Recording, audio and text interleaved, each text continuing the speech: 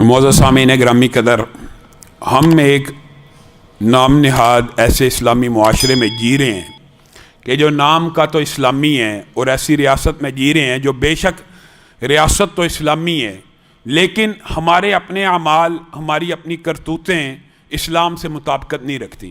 اس کی کیا وجہ ہے؟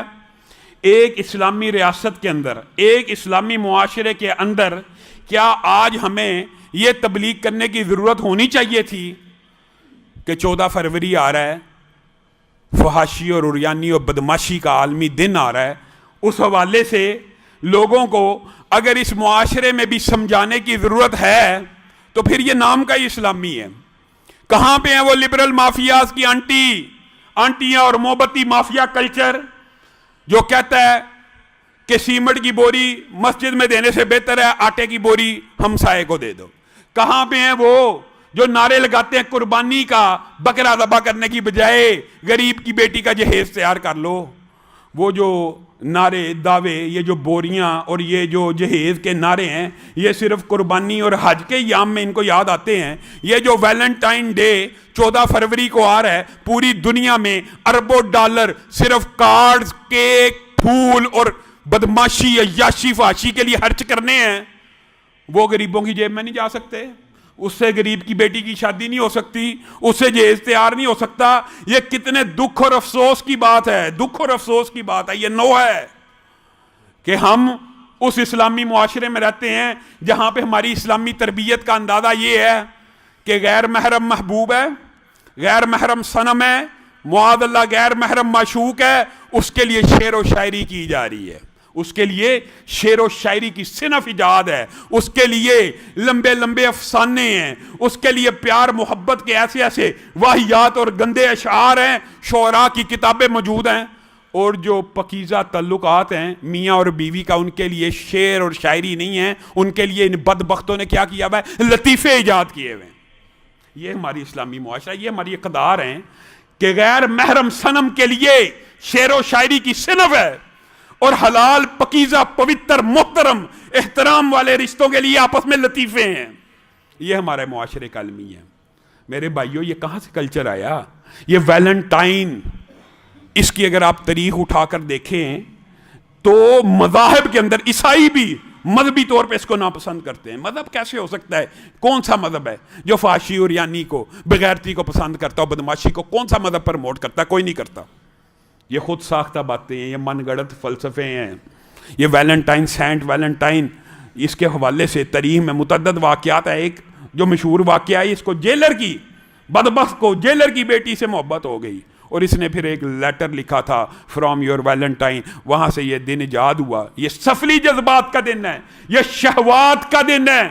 کون اس سے بڑا بدبخت ہوگا جو اس دن پھول خریدے گا، پھول بیچے گا، پھول تحفوں میں دے گا؟ یہ پھول اسلام کے اندر غیر محرم رشتوں کے لیے ہیں۔ بتائیے، جس اسلام میں لا تقربوا الزنا، بتائیے قرآن پاک میں، ہاں ٹھیک ہے زنا نہیں کرنا چاہیے، یہ احادیث تو ملتی ہیں، لیکن قرآن تو اس سے پہلے کی بات کرتا ہے، لا تقربوا الزنا، زنا کے قریب بھی نہیں جانا۔ کیا دو غیر محرم آپس میں اکیلے ہو جائیں؟ رسول اللہ کہتے ہیں تیسرا شیطان ہے۔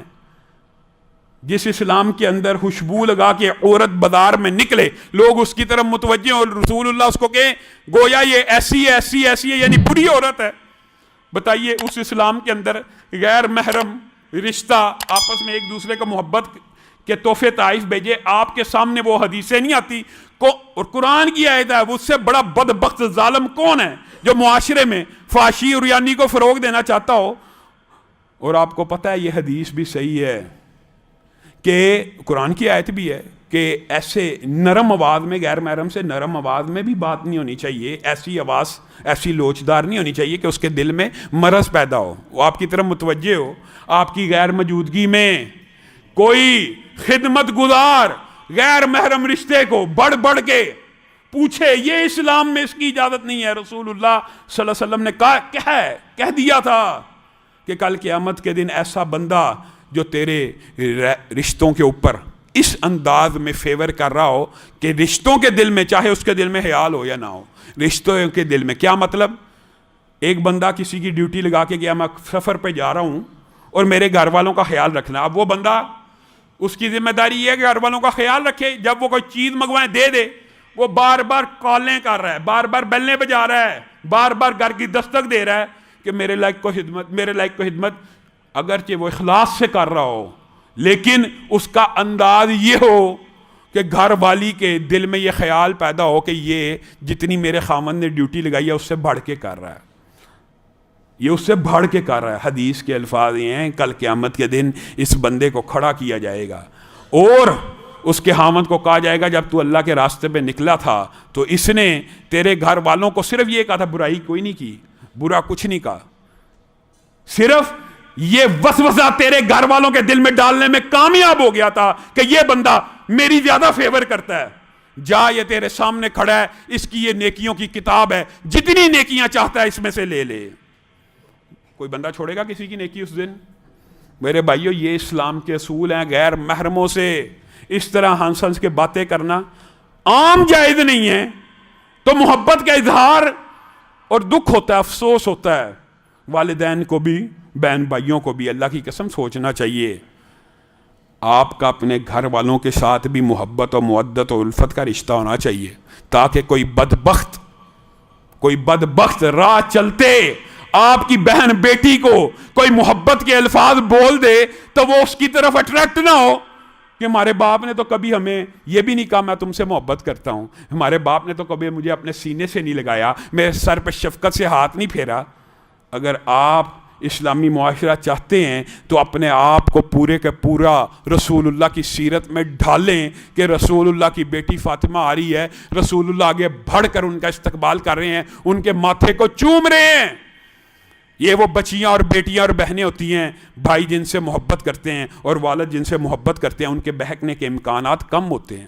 اللہ کرے کہ ہمارے معاشرے میں حیا کا کلچر عام ہو، حیا کے دن عام ہو، یہ بے حیائی، فحاشی، عریانی، بدماشی کے دن نیست و نبود ہو جائیں، اور ان سے بڑا بدبخت کوئی نہیں۔ آج سے ارادہ کر کے جائیں، اس کلچر کے خلاف انشاءاللہ آواز بھی اٹھانی ہے، اور اس کلچر کو اپنے اسلامی معاشرے سے ایسے کاٹ پھینکنا ہے کہ پتہ لگے یہ اسلام کی ریاست ہے، یہ دین کی ریاست ہے۔